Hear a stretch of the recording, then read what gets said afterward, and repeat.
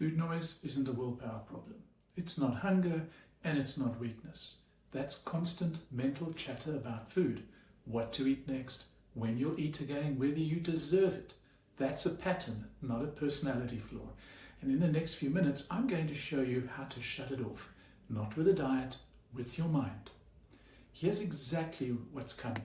4 mindset shifts that quiet food noise at the source, not by restricting food, but by rewiring the thought loop underneath it. I've worked with people who went from thinking about food every 20 minutes to barely thinking about it at all. This isn't theory. This is what actually works when willpower runs out. If you've tried to just eat less and failed, that's not a discipline problem. Food noise is your brain running on an old survival script, mixed with decades of diet culture telling you food is a moral test. It's not you. It's a loop that was installed, and loops can be uninstalled. Number 1, name the voice. Most people can't quiet food noise because they think it's them talking. It's not. It's a pattern. Why it matters most is the moment you separate me from the loop, you create distance. Distance is where control lives. Neuroscience calls this cognitive diffusion. And when you label a thought instead of merging with it, activity drops in the brain regions, driving compulsive urges. For a beginner, when food noise hits, say out loud or in your head, there's the loop again. Just naming it. Intermediate, give the voice a name or a character. Make it almost absurd. This breaks the authority over you. And advanced, track when the loop shows up for 3 days. Time of day, emotion, location. Patterns lose power the moment they are seen. Here's a hack. Feel the urge hit while you're out and you cannot journal. Whisper the trigger to yourself. Stress, boredom, habit. Labeling it in real time cuts the intensity almost instantly. Studies on cognitive diffusion techniques show a measurable drop in the intensity and believability of intrusive urges within days of consistent labeling practice. One woman I worked with used to hear food noise the second she woke up. Within 2 weeks of naming the loop instead of obeying it, she said the chatter dropped from a constant to an occasional whisper. Takeaway. You're not the voice. You're the one who hears it. That's power. Number 2, interrupt the loop before it finishes its sentence. Why it matters. Food noise runs on autopilot. Trigger, thought, craving, action, all in seconds. Interrupting anywhere in that chain breaks the automatic pathway and forces the brain into a conscious choice instead of a habit. For a beginner, the moment the thought starts, change your physical position, stand up or walk to another room. Motion breaks mental loops. As an intermediate, use the pattern interrupt phrase, not right now. Say it firmly, like you're talking to someone else, not negotiating with yourself. For advanced, combine interruption with a 90-second delay rule. Set a timer. Most cravings peak and fail within 90 seconds when you don't feed them attention. A hack. No timer, no privacy.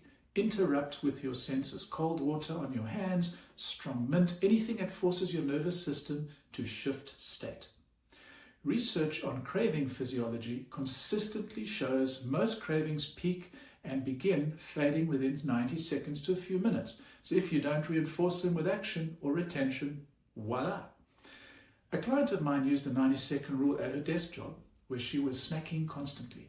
She said that 20 seconds of discomfort were nothing compared to the freedom of the craving just passing. Takeaway. You don't have to win the war. You just have to survive 90 seconds. Number 3. Find what's actually hungry, because it's in your stomach, right? Rarely. Why it matters. Food noise spikes hardest around unmet emotional needs like stress, loneliness, exhaustion, and boredom. Food gives fast dopamine relief, so the brain learns to reach for it anytime discomfort shows up, regardless of the actual need. As a beginner, before eating, ask one question. Am I hungry or am I just feeling something? That's it. Just the pause.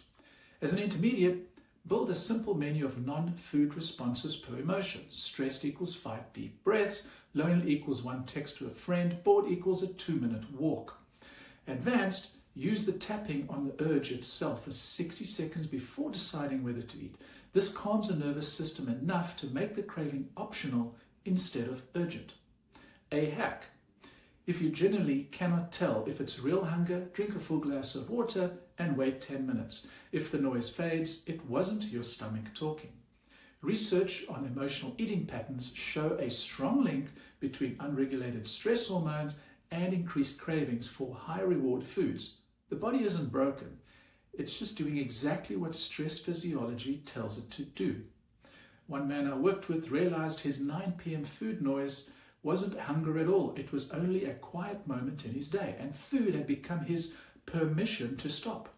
Once he built in the actual stop ritual, the noise disappeared with it. Takeaway.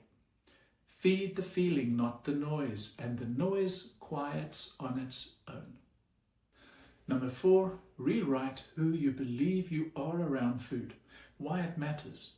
If your internal identity is someone who struggles with food, your brain will keep generating noise to match that identity. It's not sabotage, it's consistency.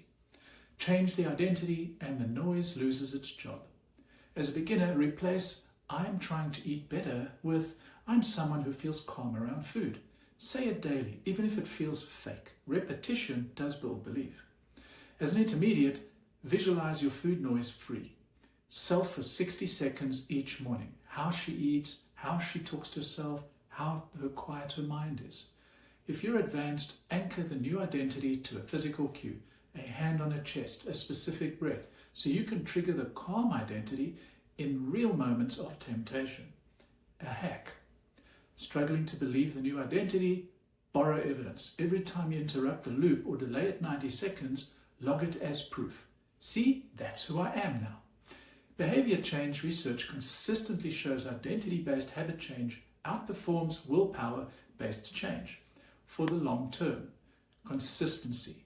You don't fight your way to a new habit. You build someone or you become someone whom the habit is automatic with. A woman spent years calling herself a food addict. After 30 days of identity language work, she told me, I don't even recognize the person who used to think about food all day. So a takeaway. You're not fixing a broken person. You're becoming a new one. So let's recap. Name the voice, you're not the loop. Interrupt the loop, survive 90 seconds. Find the real hunger, feed the feeling. Rewrite the identity, become the person, not the fixer. Here's the truth. Food noise isn't your character, it's a pattern, and patterns can be rewritten. If this helped, hit like. It tells me to make more of these. Subscribe if you want the rest of this mindset work. I want you to comment below which of these 4 hits closest to home for you right now. And if you want specialized one-on-one help rewriting this for good, come find us inside the school community. The link is in the comments below.